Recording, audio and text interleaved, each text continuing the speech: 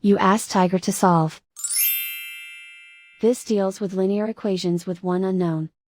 The final result is A equals 44. Let's solve it step by step. Simplify the expression. Find the greatest common factor of the numerator and denominator.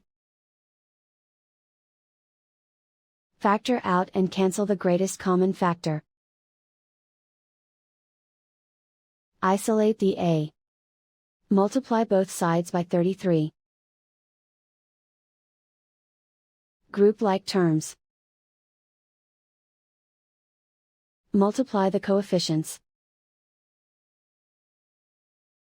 Simplify the fraction. Multiply the fractions.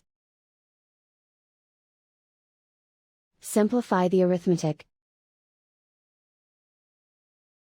And so the final result is A equals 44.